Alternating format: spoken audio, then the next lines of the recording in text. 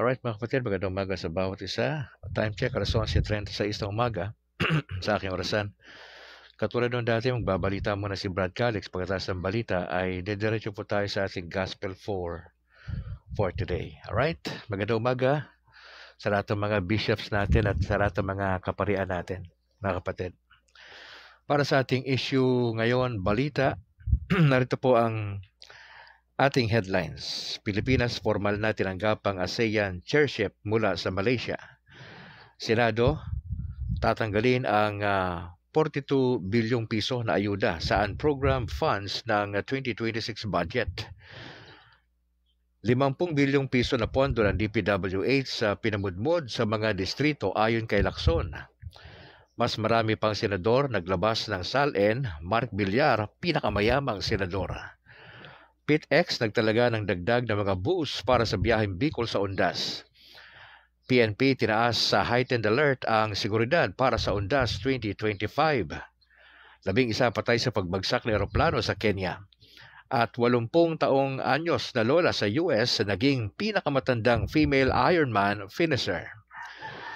Magandang umaga, ngayon ay araw ng Miyerkules, October 29, 2025. Ako si Al Calixtro at narito ang detalye ng mga balita. Sa Pilipinas, sa pagsasara ng 47th ASEAN Summit sa Kuala Lumpur nito October 28, 2025, formal na tinanggap ng Pilipinas ang ASEAN chairship para sa taong 2026 mula sa Malaysia. Si Pangulong Ferdinand Marcos Jr. ang tumanggap ng responsibilidad sa harap ng mga pinuno ng ASEAN member states.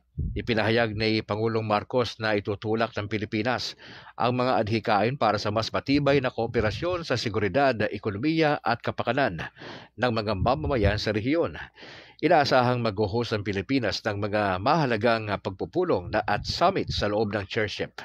Ang transisyon ay bahagi ng taunang rotasyon ng pamumuno sa ASEAN. Matapos tanggapin ng Pilipinas ang ASEAN chairship sa Kuala Lumpur, tumungo naman si Pangulong Ferdinand Marcos Jr. sa South Korea para dumalo sa 32nd Asia-Pacific Economic Cooperation or APEC Economic Leaders Meeting. Gaganapin ang summit sa Busan at Gyeongju mula October 30 hanggang November 2, kung saan inaasahang itutulak ni Pangulong Marcos ang mga adhikain ng Pilipinas sa ekonomiya, inobasyon at regional cooperation. Kasama sa mga inaasahang resulta ng summit ang 4 na mahalagang dokumento ukol sa trade and inclusive growth. Ang pagdalo ni Pangulong Marcos ay sa paanyaya ni South Korean President Lee Jae-myung. Ang APEC ay binubuo ng 21 na member economies na nagtutulungan para sa mas malawak na kaunlaran sa rehiyon.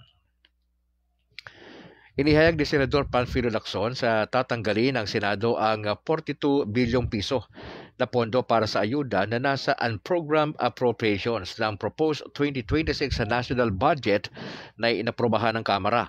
Ipinunto ni Lacson na ang ganitong pondo ay dapat ilagay sa regular na budget at hindi sa unprogrammed dahil kailangan ito ng tiyak na pinagkukunan. Ang Senado ay mag-iiwan lamang ng unprogrammed funds para sa mga foreign assisted projects. Inaasahan ng mahabang talakayan sa Bicameral Conference Committee ukol sa issue. Ang pagbabawas ay bahagi ng paninindigan ng Senado sa mas maayos na paggamit ng pondo ng bayan. Ibinulgar ni Senador Panfilo Lacson ay hindi bababa sa 50 bilyong piso. Mula sa program appropriations ng 2024 budget ang inilipat ng Department of Public Works and Highways o DPWH sa iba't ibang infrastructure projects sa iba't ibang distrito. Sa halagang ito, 30 bilyong piso ay nailaan sa mga flood control projects na hindi umano akma sa master plan ng pamahalaan. Gate ni Lacson, nagkaroon ng sabwata ng ilang mambabatas at opisyal ng DPWH para mapalaki ang pondo sa mga distrito kumpara sa mga sektor tulad ng edukasyon. Ang issue ay bahagi ng mas malawak na investigasyon ng Senate Blue Ribbon Committee sa mga anomalya sa infrastructure funding. Inaasahang magdudulot ito ng mga pagbabago sa paglalaan ng pondo sa susunod na budget. Sa iba pang balita, itinalaga ni Senate President Pro Tempore Panfilo Lacson ang November 14 bilang susunod na pagdinig na Senate Blue Ribbon Committee ukol sa anomalya sa flood control projects. Inihayag ni Lacson na isang very important witness ang inanyayahan upang mapabilis ang paghahain ng mga kaso laban sa mga tiwaling opisyal at kontratista. Kasama ring inaasahang dadalo si retired Marine Technical Sergeant Orly Guteza na naunang nagpatotoo sa paghatid ng mga bag na may lamang umanong salapi sa mga politiko. Inaasahang lalawak pa ang investigasyon at mahayag ang mga pangalang hindi pa nabubunyag sa nakaraang pagdinig. Ang pagdinig ay magpapatuloy kung ma-re-elect si Lacson bilang chair ng committee sa November 10. Muling ipinasabina ng Independent Commission for Infrastructure o ICI si dating Ako Bicol Representative Saldico para sa pagdinig sa November 11 at 12 ukol sa flood control scandal. Ang bagong sabina ay naipadala sa mga address ni Ko sa Pasig City at Bicol Region noong October 20. Nauna na niyang tinanggihan ang unang imbitasyon ng ICI para sa October 14 hearing kung saan dumalo naman sina Mark Villar at Martin Romualdez. Ayon sa ICI, posibleng kasuhan ng contempt si Ko kung patuloy niyang babaliwalain ang mga pagtawag ng komisyon. Si Ko ay inaasahang magpapaliwanag sa kanyang papel bilang dating chair ng House Appropriations Committee at koneksyon sa isang construction firm na sangkot sa mga anomalya. Naglabas ng kanilang Statement of Assets, Liabilities and Net Worth o SALN ang 14 na karagdagang senador, kung saan nananatiling pinakamayaman si Senador Mark Villar na may net worth na 1.261 bilyong piso. Kabilang sa kanyang mga assets ang 14 na real properties na nagkakahalaga ng 349 na milyong piso at personal properties na 912 na milyong piso na walang liabilities. Sumunod naman si Senator Raffy Tulfo na may 1.052 bilyong piso net worth kasama ang asawa niyang si Representative Jocelyn Tulfo. Ang pinakamababa namang net worth ay kay Senator Francis Escudero na may 18.8 milyong piso. Ang paglalabas ng SALN ay kasunod ng paglilinaw ng Ombudsman na pwedeng ipahayag sa publiko ang mga dokumentong ito. Itinanggi ni dating Ombudsman Samuel Martires na nagkaroon siya ng midnight appointees bago siya magretiro nitong July 2025. Ay sa kanyang mahigit 200 na appointments ay kinakailangan upang mapunan ang mga bakanting posisyon at hindi saklaw ng constitutional na ban sa midnight appointments dahil hindi political office ang Ombudsman. Sinabi ni Martires na pinayagan siyang mag-hire ng 60 na bagong abogado ng Department of Budget and Management noong Agosto taong 2024 bilang bahagi ng reorganization sa investigation units. Tinawag niya ang mga batikos na misplaced at iginiit na legal ang lahat ng kanyang appointments. Sa kabila nito, pinagbakasyon ni Ombudsman Jesus Crispin Remulla ang mga itinuring na midnight appointees ni Martires noong Oktubre. Sa iba pang balita, tiniyak ng pamunuan ng Parañaque Integrated Terminal Exchange o PITX na may sapat na biyahe ng mga bus patungong Bicol Region ngayong panahon ng undas. Bagaman na fully booked na ang mga trip patungong Legazpi, Pio Duran at Iliga hanggang Biyernes, naglagay ng mga standby units at chance passenger system para sa mga hindi nakabook.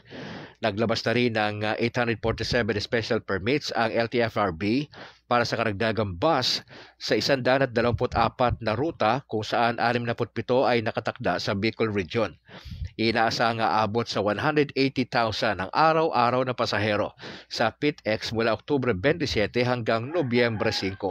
Nag-deploy na rin ang 45 na pulis sa terminal para sa kaligtasan ng publiko. Itinaas ng Philippine National Police sa heightened alert ang antas ng seguridad simula alas 12:01 ng madaling araw ngayong Oktubre 29 hanggang alas 11:59 ng gabi ng Nobyembre 3, 2025 upang matiyak ang kaligtasan at kaayusan sa paggulitan ng undas. Nag-deploy ng libu-libong pulis sa mga sementeryo, simbahan, terminal at iba pang mataong lugar sa buong bansa.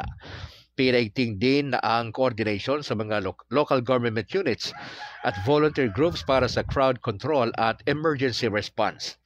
Pinalalahanan ng publiko na i-report agad ang mga kadudadudang aktibidad sa mga otoridad. Inaasahang daragsa ang mga tao sa mga pampublikong sementeryo sa November 1 at 2. At sa lagay ng panahon, asahan ng maulap na papawiri na may kalat-kalat na pagulan at pagkidlat, pagkulog sa Metro Manila, Visayas, Mindanao, Calabarzon, Mimaropa, Central Luzon at ilang bahagi ng Cagayan Valley dahil sa Intertropical Convergence Zone at low pressure area na binabantayan sa silangan ng Visayas. Ang Batanes at Babuyan Islands ay makakaranas ng maulap na lagay ng panahon na may pag-ulan dahil sa northeast monsoon. Sa Cebu at karamihan sa Kabisayaan, inaasahan ng mainam na panahon na may tsansa ng pag-ulan sa hapon o gabi. Ang natitirang bahagi ng Luzon ay magkakaroon ng bahagyang maulap na langit na may panakanakang pag-ulan. Patuloy na binabantayan ng Pag-asa ang posibleng pagbuo ng bagyo sa LPA sa mga susunod na araw. Excuse me po.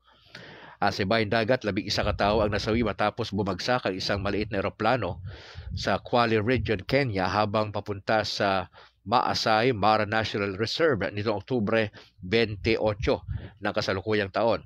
Kabilang sa mga nasawi ang 8 Hungarian, 2 German tourist at ang Kenyan pilot. Ang eroplano ay pagmamay-ari ng Mombasa Air Safari. Ay nawala ng komunikasyon pagkalipad mula Dayani Airstrip at natagpuang bumagsak sa isang mabundok na kagubatang lugar. Walang nakaligtas sa insidente at patuloy ang investigasyon ng mga otoridad sa sanhi ng trahedya. Nagpahayag na ng pakikiramay at tulong ang mga kinaukulan, ahensya at embassy ng mga biktima. At bago po dito sa ating balitang cute, sa lahat po ng mga birthday celebrants today, October 29, happy birthday ha. Opo. At doon sa mga couples natin na nagdiriwang ng inyong mga wedding anniversary, a blessed wedding anniversary. Magandang umaga huli sa lahat ng mga Katoliko sa Luzon, Visayas at Mindanao. At sa ating balitang cute, mga kaibigan, isang 80 anyos na lola sa Estados Unidos naging pinakamatandang female Ironman finisher. Mga kaibigan, isang 80 anyos na lola sa United States ang naging pinakamatandang babae na nakatapos ng Ironman triathlon matapos maglakad, magbike at lumangoy sa kabuang 140.6 miles sa loob ng 17 oras. Mga kaibigan, nagsimula si Lola mag-ensayo sa edad na 59. At sa kabila ng mga pagsubok sa kalusugan, hindi siya sumuko sa pangarap na makatapos ng buong kompetisyon. Sa kanyang kwento ay naging viral sa social media na nagbigay inspirasyon sa libu-libong tao sa buong mundo. Mga kaibigan, marami ang nagpahayag ng paghanga sa kanyang tapang at determinasyon na nagpapatunay na hindi hadlang ang edad sa pag-abot ng mga pangarap. Ang organisasyon ng Ironman ay nagbigay sa kanya ng special recognition bilang simbolo ng katatagan at pag-asa. At yan mga tampok sa balita sa umagang ito. Sa ngalan po ni R. Vargas, ako naman si Al Calixtro. Para sa ating issue ngayon, balita. Tayo po'y manalangin. In the name of the Father, of the Son, of the Holy Spirit. Maraming salamat, Ama, sa opportunity na kami po ay mag-aaral ng iyong salita sa maikling panahon. Dalangin ko ang inyong patnubay, ang inyong pagsama sa amin, Banal na Espiritu. Mama Mary, please pray for us na maintindihan namin ang salita ng Diyos at ma-apply namin ito sa aming mga buhay. Salamat sa magandang panahon. Salamat sa pagsubok. Salamat nagising kami. Salamat po sa inyong blessing sa amin. Gusto namin tignan ang maghapong ito na isang pagpapala sa biyaya ng Panginoon. Samahan niyo po kami.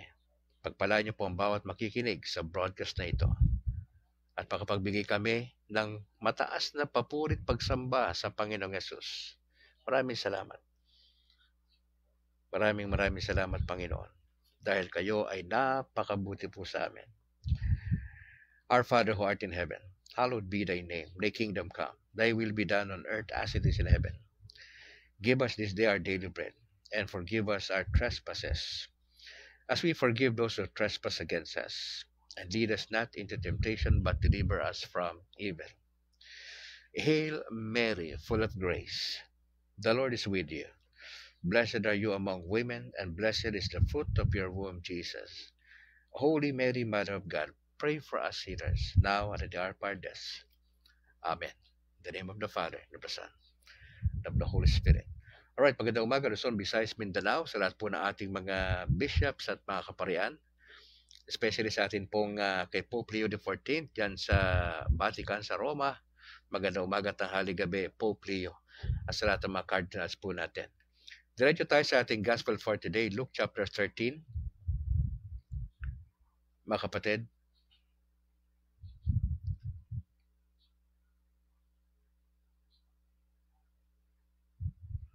dito po tayo sa talatang 22.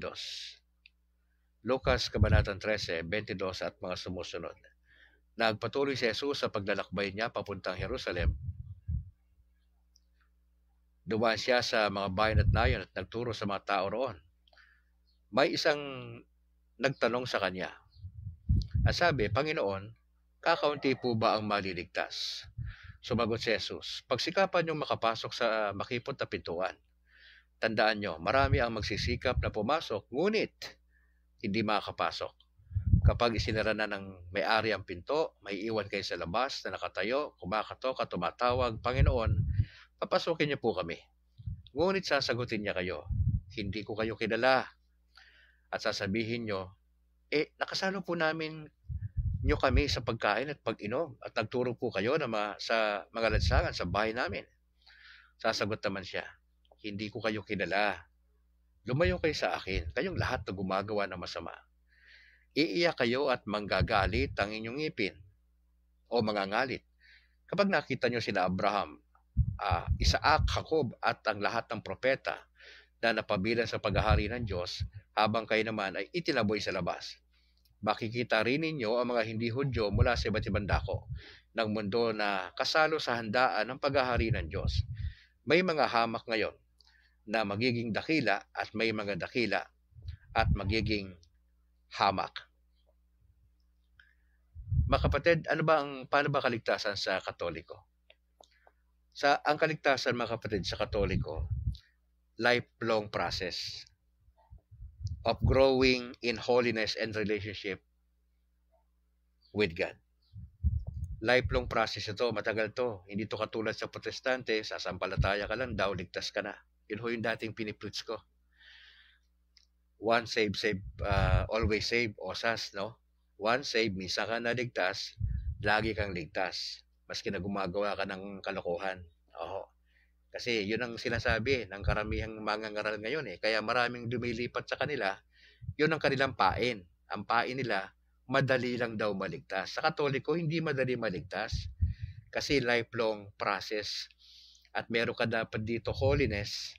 At dapat yung relationship mo sa Lord, binabantayan mo. Kaya sa turo na simbahan po natin, merong 5 yan pagdating sa salvation. Una, may tinatawag tayong baptism and original sin. Ang kaligtasan sa Katoliko nagsisimula sa binyag. Ano ang ginagawa ng binyag? Nililinis tayo mula sa ating original sin at ito ay nag-i-initiate sa atin sa buhay ng biyaya o life of grace. Now, pangalawa, may tinatawag tayong faith and works. Hindi yan katulad ng Protestante na faith alone equal salvation. Mali po yun. Sa Biblia at sa atin, paniniwala natin, faith, pananampalataya, at, importante yung salitang at, faith and works. Salvation requires faith in Jesus Christ. Ang object ng faith mo kay Jesus Christ. Okay? But faith must be expressed through good works. Pag may pananampalataya ka na Katoliko pero wala kang good works, delikado ka sa dulo. Kailangan ang faith plus works natin. Etong good works natin, kaya nga sinabing good works hindi bad works, good works. Ito yung pamumuhay natin ng buhay according sa kalooban ng Diyos. Okay? So, dalawa na, no? Baptism and original sin. Pangalawa, faith and works. Pangatlo, sacraments. Ang sakramento, mga kapatid, especially ang Eucharist, at ang reconciliation. Ito po yung paraan ng biyaya na kung saan na no-nourish at nasusustain ang bawat mananampalataya as we journey sa kaligtasan natin. Again, mga kapatid, ang kaligtasan sa context ng mga Katoliko, it is a lifelong process of growing in holiness and relationship with God. Merong 5 yan na core beliefs ang Katoliko. Baptism and original sin. Pangalawa, faith and works. Pangatlo, sacraments. Ika-4, yung tinatawag na God's initiative. Mga kapatid, ang kaligtasan, it is a gift, regalo po ito na nanggaling sa Diyos. Ito ay nag-ugat mula sa kanyang pagmamahal at kahabagan. Pero ang mga human, tayo na mga tao, ay kinakailangan po, tinawag tayo para makipag-cooperate. Na sa pamagitan ng biyayang ito, nagagawin natin ang pananalangin, ang sakramento, at ang maayos na pamumuhay. Ika-5, itinatawag na purgatory. Tayo bilang mga Katoliko, mga kapatid, naniniwala po tayo na tayo mga Katoliko na namatay pero hindi maayos yung buhay natin, ay pumupunta ang karamihan sa atin doon sa purgatorio para linisin po tayo. Yung mga Katoliko namatay na wala po sila doon sa tinatawag na state of grace. Para malinis tayong patuloy, meron tayong dadaan ng isang lugar ng paglilinis na tinatawag na purgatory. Ang purgatory po ay, ito po ay state of final purification, na ang layunin nito ay ma-achieve natin ang holiness na kinakailangan para makapasok tayo sa langit. So nakita mo yung 5 na yan. Number 1, baptism and original sin. Nagsimula ang kaligtasan sa sa binyag, na nililinis ito at inaalis ang original na kasalanan. At ito yung nag-i-initiate sa atin doon sa life of grace. Diyan binigay ang, diyan ka naging Kristiyano, naging anak ng Diyos sa baptism. At diyan ibinigay ang banal na espiritu, tinawag kang anak ng Diyos. Pangalawa, yung faith and works, magkasama yan. Pananampalataya in the person of the Lord Jesus Christ. Okay? Pero kinakailangan ipakita mo sa pamamagitan ng good works. Hindi yan bad works, kundi good works. Pangatlo, sacraments. Lalo na ang Eucharist at ang reconciliation, yung paglapit natin sa pare, paghingi ng pagpapatawad sa ating mga nagawang kasalanan. At ika-4, yung initiative ng Diyos, ng God the Father. Na mahalaga dito tayo bilang mga Katoliko ay makipag-cooperate tayo sa overall plan ng Diyos sa atin. Ika-5, yung purgatory, mga kapatid. Ano sabi sa Bible? Ephesians 2 verse 8, for by grace you have been saved. Okay? Saved, past tense. Through faith, and this is not from you, it is the gift of God. John 14:6, Jesus said to him, I am. Sino yung I na personal pronoun? Si Jesus. Sino daw si Jesus? Siya po yung way. Siya po yung truth. Siya po yung life. At sabi ng Bible, no one comes to the Father except through me. So, hindi si Kibulo yung daan, hindi yung mga sulpot na simbahan ng daan, kundi ang Panginoong Yesus. Pero in our context, kinakailangang mapunta sa simbahan na itinukod ni Kristo, ang individual, para mas ma-appreciate niya yung kaligtasan. Hindi ito basta direkta lang kay Jesus, kundi dadaan ito sa simbahan, sapagkat ang simbahan ang nagtuturo ng tamang paraan ng kaligtasan. Opo. Now, sinasabi doon sa Catechism of the Catholic Church 1996-1997 that salvation is a gift of God's grace, received through faith and the sacraments. Doon din sa Catechism of the Catholic Church 2016 at 2017, binabanggit din doon ng good works made possible by grace are a necessary part of the journey toward eternal life. Meaning, hindi lang pananampalataya, kundi yung paggawa natin ng mabuti. In practice, tayo mga Katoliko, may tinatawag tayong baptism. It initiates one into salvation. Doon ang simula. Doon ang step one, yung pagbibinyag. Pangalawa, yung tinatawag na reconciliation. Ang reconciliation po ay ino-offer nito ang pagpapatawad sa ating kasalanan committed after baptism. Pangatlo, Eucharist. Ano trabaho ng Eucharist? Pinapakain ito. Pinapasigla nito ang espiritual na buhay ng bawat Katoliko sa Pilipinas at sa labas ng bansa. At napapalakas nito ng Eucharist, mga kapatid, yung ating ugnayan na kasama si Kristo. Ikaapat, ang panalangin at ang good works ay essential. Kailangan na kailangan ito. Hindi ito optional. Ito ay essential for growing in holiness and cooperating with God's grace. Mga kapatid, kaya nga po, napaka-importante. Ang simbahang Katoliko ay nagbibigay tayo ng diin that salvation is a journey of faith, mga kapatid. Salvation is a journey of faith. Ito ay isang paglalakbay ng may pananampalataya, pag-asa at pag-ibig na ito ay nakaugat sa sakripisyo ni Kristo sa krus at sa pamamagitan ng sakramento at mga turo ng simbahan.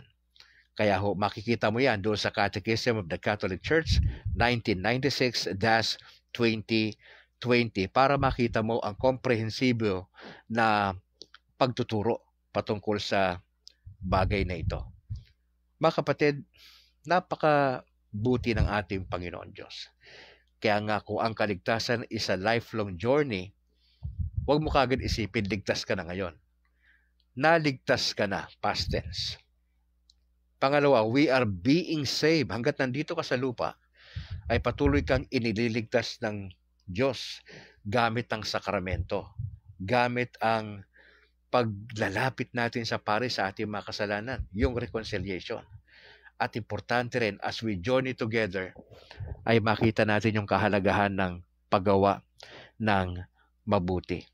Mga kapatid, kung babalikan mo ang talata sa Biblia sa Luke chapter 13, ang sabi ng Panginoon, pagsumikapan yung pumasok sa makipot na pintuan. Huwag nating sabihin maraming Katoliko ang pupunta sa purgatorio. Mga kapatid, bagamat bukas ang kaligtasan sa lahat ng tao, hindi lang sa Katoliko, pero napakahirap pumunta sa langit. Bakit mahirap? Because hindi ito pananampalataya lang. Pinag-uusapan dito pananampalataya at pagsunod, faith and obedience. Obedience saan? Sa kalooban ng Diyos. Ano ang kalooban ng Diyos? Na nasa state of grace tayo. At mahirap yan. On a daily basis, yung mabuhay ka na nasa estado ka ng biyaya, mahirap yan sa mga maraming Katoliko. Lalo na yung mga hindi seryosong Katoliko sa Pilipinas. Yung lumilitaw lang kapag ka may kasal, may binyag, tapos may libing. Majority ng Kristiyano sa Pilipinas, KBL. Hindi seryoso sa pananampalataya. Nag-join lang, sumakay lang sa agos. Ilang porsyento lang, kapatid, sa milyong-milyong sinasabi nyo na Katoliko ang seryosong Katoliko. Kaya nakakatakot sa isang banda kasi maraming Katoliko ang pag namatay o later on, sasabihin nila, Lord, may apostolate kami. Lord, marami kaming nagawa para sa iyo sabi dito ng talata ay sorry, di ko kayo kilala. Yun ang nakakatakot sa lahat. Na nag-a-assume ang maraming Katoliko na papunta sa purgatorio, at least sa purgatorio, pero nabubuhay sa kasalanan sa lupa. Walang pakialam sa kalooban ng Diyos. Magsisimba lang pag trip nila. Kasi may bagong damit, birthday nila, maganda ang feeling kaya magsisimba. Ayaw ng sacrifices, ayaw ng mga sufferings. Mga kapatid, diretsahang sasabihin ko sa inyo, huwag kayo umasa ng purgatorio sa dulo. Kung hindi ka seryoso sa pananampalataya mo sa lupa. Sapagkat ang pinapahintulutan lang ng Diyos sa langit, doon sa purgatorio, ay yung mga taong nakipaglaban sa lupa. Yung mga taong nagsakripisyo. Mga taong nagsuffer sa kanilang pananampalataya, ipinaglaban si Kristo at ang turo na simbahang Katoliko na namuhay na may kabanalan. Hindi perfect na buhay, walang perfect na buhay. Maski na si Brad Calix, hindi ko pwedeng masabi na ako'y nabubuhay ng perfectong buhay. Hindi ko naman kakayanin yon. It is only by the grace of God, mga kapatid. Kaya nakakatakot sa isang banda na mag-a-assume ka na Kristiyano ka dahil nagsisimba ka, dahil sa ninuno mo, dahil malaki ka magbigay sa simbahan ninyo. Mga kapatid, wala yan doon. Pero titiyakin ko sa inyo isang bagay, kung kayo po, tayong lahat ay nabubuhay ayon sa biyaya ng ating Panginoon, nasa pagsunod tayo lagi. Nasa pagsunod tayo, ang mindset natin, itong araw na ito ng Miyerkules, susunod ako sa Panginoon, sa kanyang kalooban. Hindi ako gagawa ng kasalanan, mabubuhay ako na may kabanalan. Titiyakin ko sa inyo, kung araw-araw tayong ganyan, mga kapatid, yung Eucharist, yung ating confession sa pare, napaka-importante, at least once a month. Hindi ho once a year, mga kapatid, napakatagal yon. Once a month at least. Nagsusumikap ka sundin ang kalooban ng Diyos, mga kapatid, sa kahabagan ng ating Panginoong Yesus at ni Mama Mary. Papunta ka sa purgatorio. Papunta ka sa purgatorio. At least, mag-aantay tayong sabay-sabay sa purgatorio kung kailan tayo mapupunta sa langit. Hindi na natin po problemahin yan. Ang mahalaga lang, at least pag nasa purgatorio ka, may assurance ka na papunta ka sa langit. Yun po yung maganda dyan, mga kapatid. So, I'd like to challenge you, bawat Katoliko sa Pilipinas, mga kapatid, sumunod tayo sa kalooban ng Diyos. Alam ko mahirap mabuhay araw-araw sa biyaya ng Diyos. Kakayanin po natin yan. Kakayanin po natin yan. Okay, malapit na mag-undas. January 1, All Saints Day po yan. Ang pagpunta talaga sa sementeryo ng mga Katoliko, ados. Okay, ados.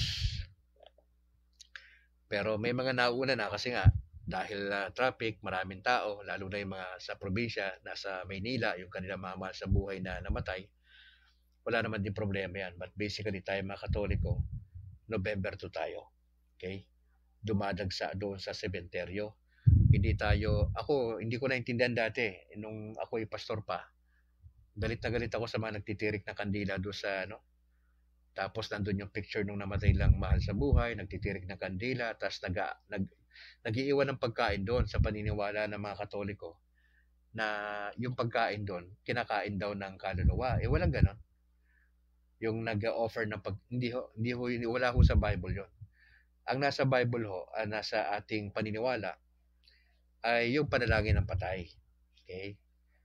Maraming pastor ayaw yan. Yung pagtitirik ng kandila, practice ho natin yan. Dahil yung kandila, simbolo ng buhay . At naglalagay kayo ng picture ng parents mo o ng kapatid mo na namatay bilang pagrespeto. Hindi natin sinasamba yung nanay natin. Pag pinagdadasal natin yung kanyang kaluluwa sa purgatorio. Yun ang ating paniwala.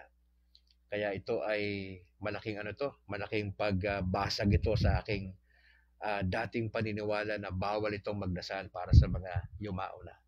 Pero tayo po ini-encourage sa ating salita ng Panginoon, lalo na sa 2 Maccabees, na itong pananalangin sa mga yumao ay biblical ito. Pangkatoliko lang ito na paniniwala. Pero maganda itong practice, mga kapatid.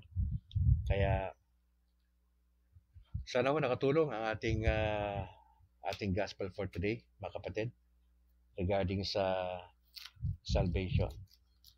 Mga kapatid, kung nais ninyong mas lumago pa sa ating pagkakilala sa Panginoon at sa doktrina ng Simbahang Katolika, may I suggest itong mga na to sa YouTube. Tignan nyo ang Catholic Crusader ni Paul San Pablo Alima. Dating pastor ito ng Jehovah's Witness for 15 years, ang factbusters.ph ni Caborno, puntahan nyo. Ang punto por punto ni Reverend Father Darwin Gitgano. Puntahan nyo ang Mr. Curious Catholic, si Bro Wendell Talibong, ang pananampalataya at katuwiran. Ang katimpo.ph po, puntahan nyo rin po yan, makakatulong po sa atin yan. Oo. Ang katotohanan ay ating pag-usapan ni Romel Palma, makakatulong din po yan, mga kapatid. Tapos, si John Diona sa Facebook. Puntahan nyo po, lalo na po kayo mga Bisaya po na kapatid natin, ay andyan si John Diona na sa Bisaya rin po siya na nangangaral. Gusto ko lang din batiin ang lahat ng mga Catholic Faith Defenders sa Maynila, especially po dito sa Diocese ng Bacolod, aming presidente si Christian Paul Gailan, at sa lahat ng mga opisyales, si Bro Herald doon sa Granada, sa Talok, at sa iba pang part natin, ang ating board governors, si JB Akma, saka si Bro George Kiles, at sa lahat ng mga kasama natin sa CFD sa Diocese ng Bacolod. Magandang umaga po sa inyo. At ganoon din po sa lahat ng mga kasama ko sa batch 89 ng Oasis of Love. Magandang umaga po sa inyo, mga kapatid, sa iba't ibang parokya. At nawa po ay gamitin tayo ng Panginoon Diyos sa ating na-experience na paggalaw ng Banal Espiritu noong nakalipas na ating 3-day seminar dyan sa Cebu, sa Oasis of Love. Ito'y bukas na panawagan sa lahat ng mga pastor at mga leaders na ma-experience nyo, ma-encounter nyo si Jesus ng 3 araw. At yung day 2 sa gabi, yun ang pinaka-importante sa lahat. Opo, yung Friday night. Nangyari po sa amin.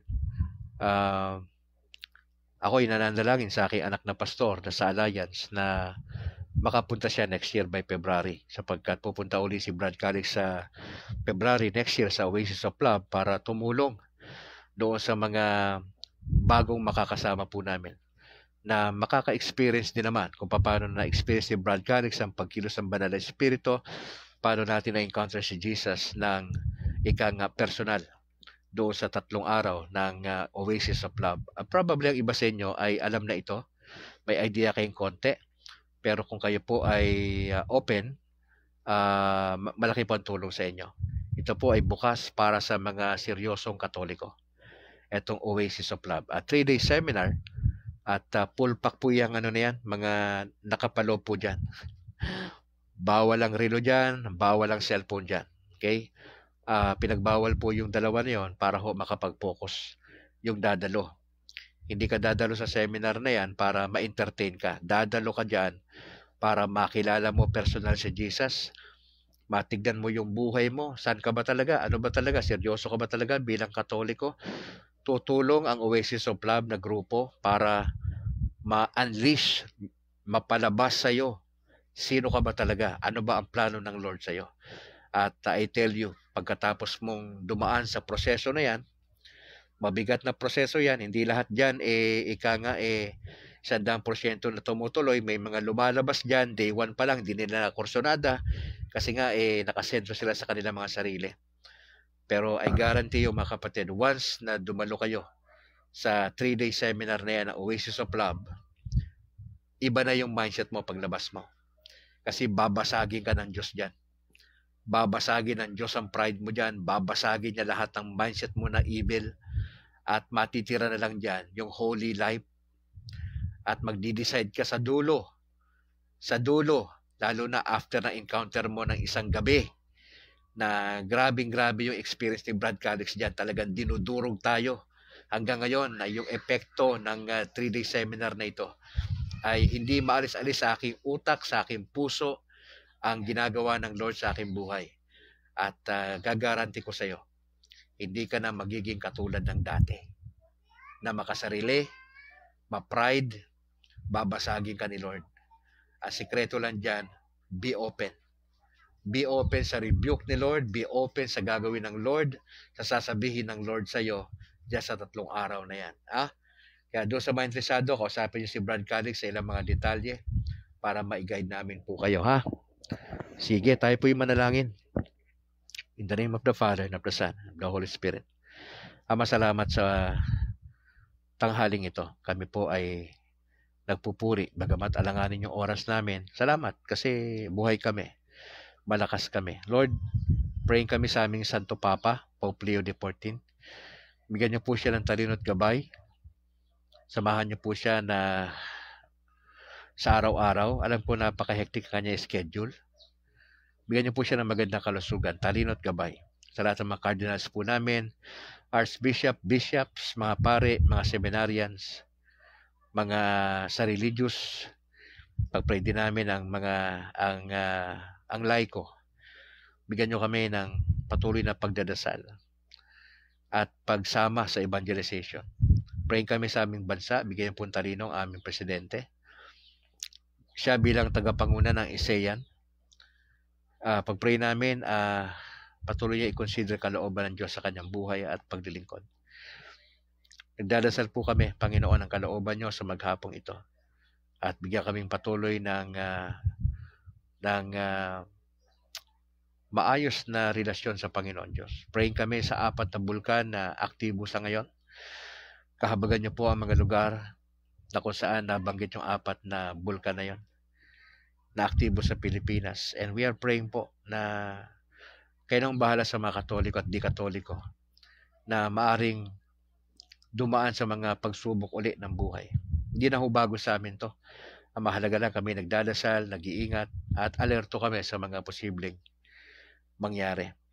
Lord, nagdadasal ako para kay G.R. Chavez sa kanyang pagtatrabaho sa kanyang pamilya, sa kanyang mga anak na nag-aaral.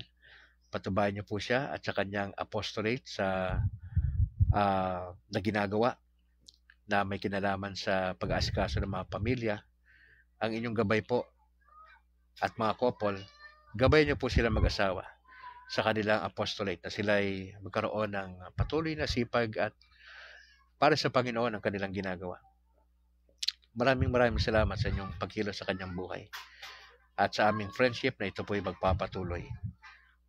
Praying din ako kay Ismael Bernat Galindo. Ano ba ang pinagdadaanan niya sa buhay ngayon, sa kanyang pamilya, sa kanyang mga mahal sa buhay, gabayan niyo po siya.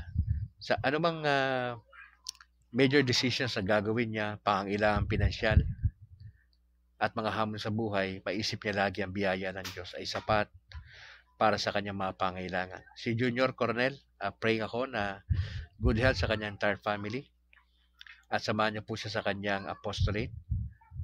Nagpipray kami ng inyong kalooban para sa kanyang buhay at pamilya. Si Alan Janeta dyan sa Hungary, pagpapalaan niyo po siya bilang OFW. Bigyan siya ng talino at gabay at kami nagdadasal po ng inyong kalooban para sa kanyang mga magulang sa Pilipinas. Pakaingatan po ninyo. Bawal magkasakit sa bawat OFWs, and it is our prayer na ma-enjoy niya ang trabaho niya ron at ang kanyang pagdalo sa simbahan na hindi magiging hadlang habang siya nagtatrabaho.